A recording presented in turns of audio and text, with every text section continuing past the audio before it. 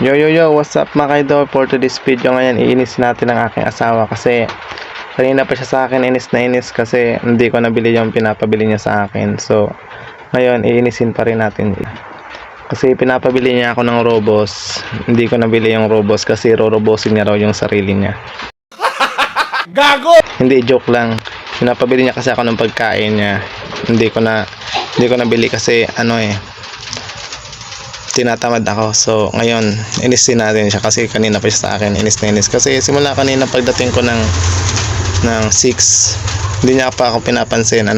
Paano masabi? Anong oras ngayon? 9 na.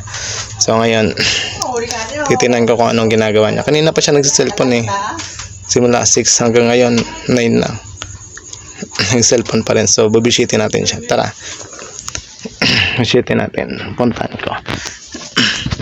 Da,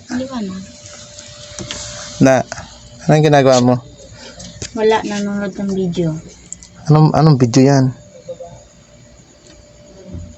Bakit ganyan ka makatingin? Parang may binabala ka. Ano yan? Ano bang video yan? Tinan ko nga. Ipapa-challenge ako sa'yo. Gawin mo to Anong video yan? Ganito. Ay, ayaw ko. Ay, napanood ko na yan. Ayaw kong ganyan. Ayaw kong ganyan. Napanood ko yan. Ayaw kong ganyan. Kailangan mo tong gawin. Mag-content ka na ng iba. Wag na yan. Hindi pwede. Kailangan mo tong Ayaw ko gawin. ang ganyan da. Ano ka ba? Ang pangit-pangit ng katawan ko. Ipapakita mo sa mga tao yung katawan ko. Pag ginawa mo to, hindi na ako sa'yo magagalit. Gawin mo to. Sige, susubukan ko. Tara. 2,000 years later.